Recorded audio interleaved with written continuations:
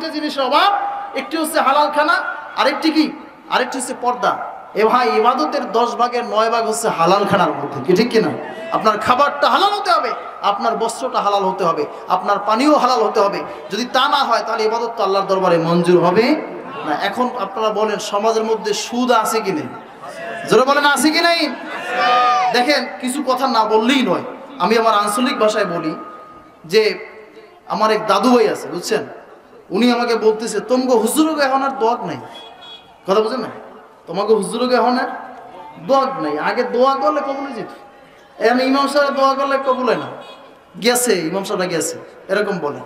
চিন্তা করলাম যে উনি তো ভালোই চালাকি টালাকি করে, তা আমি একটু করে ধরা দিই। আমি বললাম, দেখেন এই সমস্যা তো আপনাদের কারণে হয়েছে, আপনাদের নামে তো মামলা দায়ের করা উচিত। তো এখন না করলে অন্তত আল্লাহর দরবারে করতে হবে। কারণ হচ্ছে, দেখেন আগে গ্রামে এনজিও ছিল না, এই ব্র্যাক ছিল না, ঠিক না? লোন ছিল না, আশা ছিল না, আশায় তো নৈরাশা।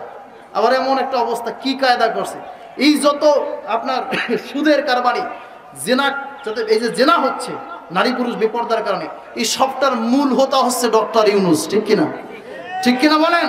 মূল হোতা হচ্ছে এই বদমাইশ। কারণ ওর কারণে দেখেন আপনি এনজিও টাকা এখন আর ম্যাডাম না গেলে দেয় না, এই মহিলাদেরকে ঘরের বাহির করছে এই বদমাইশ। কথা বুঝে আসছে? তো বললাম, দেখেন যে আগে এইটা ছিল না, মানুষ এনজিওর সাথে জড়িত ছিল না। আমার ঠিক না বলাটা, আল্লাহ মাফ করুক, আমার আব্বা গরিব মানুষ, কিন্তু আলহামদুলিল্লাহ এখনো কোনো কিস্তির সাথে জড়িত না। আমার এটা ভালো লাগে। ওনাকে কিছু বিষয়ে কথা বলে যে কিস্তির টাকা যারা আনে ওদের উপরে আল্লাহর রহমত থাকে না। যদিও তিনি অশিক্ষিত মানুষ, কথাটা কত সহি, আসলেই বাস্তবতা এটাই। তো আমি ওই দাদু ভাইকে বললাম যে দেখেন, আগের মানুষ সুদ খাইতো না, আর এখন করে কি, ওই আশা ব্যাংক থেকে টাকা ছাড়ায়, এরপরে ছাড়াই বাজার থেকে 5 কেজি গরু গোস্ত কিনে, বড় একটা ইলিশ মাছ কিনে, ঠিক না? এরপরে ভালো বাজার করে রান্না বান্না করে ইমাম সাহেবরে খাওয়ায়, দাওয়াত দিয়ে। ইমাম সাহেব তো দোয়া করে দীর্ঘ সময়, আল্লাহ আজি সাহেবের এটা দাও, সেইটা দাও, এটা দাও, সম্পদ বাড়াই দাও, এ করো সে করো। কবুল হয় না, একটা হয় না। কারণ কি, ওই যে সুদের খাবার, ওই হারামের খাবার কয় ইমামের কলব দিয়েছে শেষ কইরা। কথা বুঝে আসছে? ইমাম যতই কয়, আল্লাহ কুদরতি ভাবে হাসে যে তুমি যতই কো কাজ হবে না, কারণ তোমার খাবার তো হালাল না। আর আগে ছিল কি, এই সমস্ত এনজিও ফেনজিও ছিল না, সুদ ছিল না, না থাকার কারণে গ্রাম্য মানুষ কি করতো, একটা মুরগা ধরতো, ওইটা রান্না করতো, পুকুর থেকে একটা মাছ উঠাইতো, ওইটা খাওয়াইতো, ওইটা হালাল ছিল। ইমাম সাহেবকে খাওয়ানোর পরে আল্লাহর দরবারে যেইটা বলতো ওইটাই মঞ্জুর হয়ে যেত। জোরে বলেন সুবহানাল্লাহ। তাহলে সমাজে সুদ আছে কি নাই? আছে কি নাই? সুদের হচ্ছে 73 গুনাহ। কত গুনাহ? 73 গুনাহ। সবচেয়ে ছোট গুনাহ হচ্ছে নিজ মায়ের সাথে জিনা করা। জোরে বলেন নাউজুবিল্লাহ। আরো জোরে বলেন নাউজুবিল্লাহ।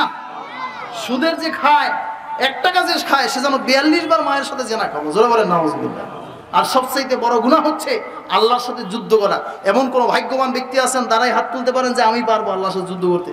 এরকম কোন বেচারা আছেন? কি পারবেন আপনি? বোঝে নাই। চিন্তা করছে হুজুররা কইলে তো ভালো কথাই কয়, আচ্ছা গেলে সমস্যা কি? কথা বোঝেন নাই? এ ভাই, এমন কোন ব্যক্তি নেই যে আল্লাহর সাথে যুদ্ধ করা যাবে, এই সামর্থ্য নাই। কাজে এই জন্য সুদের 73 গুনাহ। ছোট গুনাহ কি? মায়ের সাথে জেনা করা। আর বড় গুনাহ হচ্ছে আল্লাহর সাথে যুদ্ধ করা। এই সুদ সমাজে আছে কি নাই? যারা বলেন। এরপরে বেপরদা, দেখেন বেপরদার কারণে তো সব শেষ। তো যাই হোক, এই জন্য বলতেছিলাম, মানুষটা যদি মরণের কথা স্মরণ করে তাহলে সুদ খাইতে পারে, যারা বলেন পারে না, জেনা করতে পারে, ঘুষ খাইতে পারে, বেপরদায় চলতে পারে, ওজনে কম দিতে পারে, নামাজ ছাড়তে পারে, রোজা ছাড়তে পারে, এক ভাই আর এক ভাইয়ের সাথে খারাপ আচরণ করতে পারে। কোনোটাই করা যায় না যদি মরণের কথা স্মরণ থাকে। এজন্য আল্লাহ রাসূল বলেছেন, আকসিরু মিন যিকরি হাজিমিল লাজ্জাত ইয়ানিল মাউত।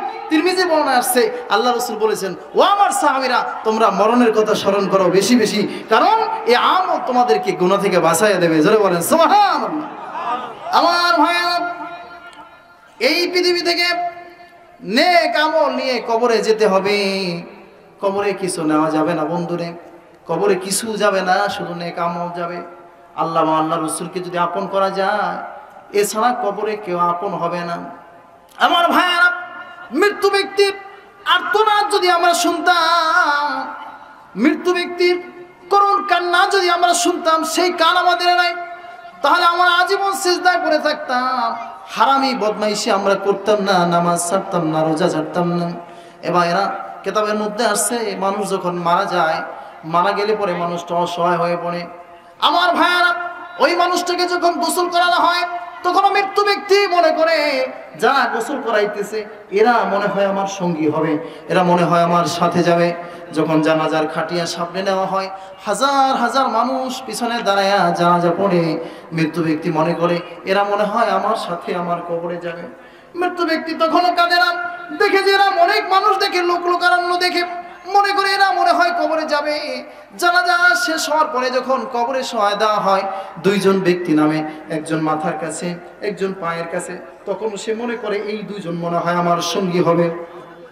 মাথার পাশে যে থাকে কেবলামুখী করে শোয়া দেয়, ওই যে কাপড়ের মুষ্টিটা মাথার মুঠিটা খুলে দেয়, এরপরে পায়ের কাছে যিনি থাকে বাঁশের চারিগুলো দেওয়া হয়ে পড়ে, মাথার লোকটি আগে উঠে যায়, পায়ের কাছের লোকটি উপরে উঠে যায়। ওই সময় মৃত্যু ব্যক্তি হাওমা করে কান্না করে, আহারে দুনিয়ায় কত বন্ধু ছিল, বান্ধব ছিল, আজকে স্ত্রী আমার সঙ্গী হলো না, সন্তান আমার সঙ্গী হলো না, ভাই আমার সঙ্গী হলো না, আপনজন বন্ধু কেউ আমার সঙ্গী না, আজকে একমাত্র আল্লাহ, আল্লাহ রাসূল সাল্লাল্লাহু আলাইহি ওয়াসাল্লাম আমার সঙ্গী কেউ নাই। এজন্য ভাইরা আমার মনে রাখতে হবে, ওই কবরে আমাদের যাওয়া লাগবে, মরা লাগবে। দুনিয়ায় নেক আমল ছাড়া কবরে কোনো কাজে আসবে না। কি আসবে? যাই করি না কেন, যতই আমরা ধমক দেই না কেন, যতই আমরা গর্ব করে চলি না কেন, কবরে দিন শেষে ভাই, দিন শেষে বন্ধু, কবরে কিন্তু একাই যেতে হবে। এই পৃথিবী শাসন করেছেন চারজন রাজা বাদশা। কয়জন? চারজন। কাফেরদের মধ্যে দুইজন আর মুসলমানদের মধ্যে দুইজন। কাফেরদের মধ্যে দুইজন হচ্ছে বক্তে নসর আর নমরুদ, আর মুসলমানদের মধ্যে দুইজন, একজন হলেন নবী সাইয়েদনা সুলাইমান আলাইহিস সালাম, আর একজন হচ্ছেন বাদশাহ শাহ সিকান্দার যুলকারনাইন। এই চারজন রাজা বাদশাহ পৃথিবী শাসন করেছেন, যাদের রাজত্বের এরিয়া ছিল সূর্য উদয় থেকে অস্তমিত স্থান পর্যন্ত, মিনাল কাফ ইলাল কাফ, সূর্য উদয় থেকে অস্তমিত স্থান পর্যন্ত যাদের রাজত্বের বাউন্ডারি ছিল, এরিয়া ছিল। আমার ভাইয়েরা, শাহ সিকান্দার যুলকারনাইনকে আল্লাহ পাক রব্বুল আলামিন একটা ঘোড়া দান করেছিলেন, যে ঘোড়ার স্পিড, পাওয়ার, গতি ছিল এত বেশি, এক কদম এখানে দিলে আর এক কদম দিতেন 12,000 মাইল দূরে যাইয়া। জোরে বলেন সুবহানাল্লাহ। কত স্পিড ছিল! এক কদম এখানে দিলে আর এক কদম দিত 12,000 মাইল দূরে যাইয়া। কত গতি ছিল! এ ভাই, যে বাদশাহ যুলকারনাইনের ধমকে পৃথিবী থরথর করে কাঁপত, আজকে ওই বাদশাহ শাহ সিকান্দার যুলকারনাইন কবরের মধ্যে ঘুমায়। কবরে উঠে যদি ভেড়া বকরি যদি লাফালাফি করে, প্রস্রাব করে দেয়, বাদশাহ যুলকারনাইনের কবর থেকে তারা এবার ক্ষমতা নাই। কি আছে? কোনো পাওয়ার থাকবে না। কবরে ঢোকার পরে কোনো ক্ষমতা চলবে না, কোনো বাহাদুরি চলবে না।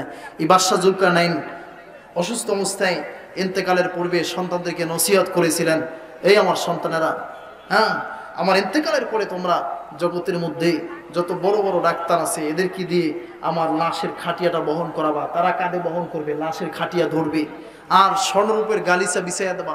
এই গালিচার উপর দিয়ে আমার লাশের খাটিয়া নেওয়া হবে, আর দুই হাত দুই দিকে এরকম প্রসারিত করে রাখবা।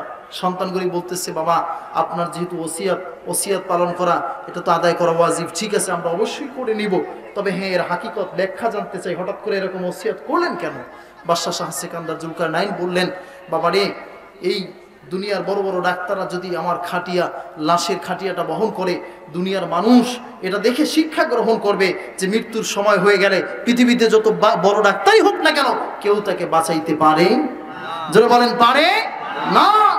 আর স্বর্ণের উপর যে গালিচা, এর উপর দিয়ে আমার লাশের খাটিয়া নিলে দুনিয়ার মানুষ এটা দেখে শিক্ষা গ্রহণ করবে যে হ্যাঁ, যতই স্বর্ণরূপ বাদশাহ ছিল অর্জন করেছে, আজকে স্বর্ণরূপ উপর দিয়ে লাশের খাটিয়া খালি যাচ্ছে, কই স্বর্ণরূপ তো কবরে যাচ্ছে না। বলেন না সুবহানাল্লাহ। আমার ভাইরা, 3 নম্বর কথা হলো, দুহাত দুই দিকে প্রসারিত করে রাখবে, যাতে আমি হাত নাড়াইতে নাড়াইতে কবরে চলে যাব, দুনিয়ার মানুষ এটা দেখে শিক্ষা গ্রহণ করবে। বাদশাহ শাহ সিকান্দার যুলকারনাইন ক্ষমতার তো কমতি ছিল না, দুই হাত দিয়ে কত সম্পদ তিনি অর্জন করেছেন, কত টাকা কামাই করেছেন। আজকে বাদশাহ যুলকারনাইন কবরে যাচ্ছে, দুহাত নাড়াতে নাড়াতে যাচ্ছে, ওই দুহাত খালি যাচ্ছে, বাবা রে, টাকা পয়সা কিছুই অর্থ করি কবরে যাচ্ছে না। বলেন না সুবহানাল্লাহ। কিছুই কবরে যাবে না। এজন্য প্রিয় ভাই আমার, কবরে যাবে নেক আমল। কি যাবে? নেক আমল। এই আমল করে আমাদেরকে কবরে যেতে হবে। আল্লাহ পাক রব্বুল আলামিন যেন আমাদেরকে নেক আমল করে, ঈমান ও আমল নিয়ে কবরে যাওয়ার তৌফিক দান করেন। সকলেই বলেন আমিন। আরো জোরে বলেন আমিন।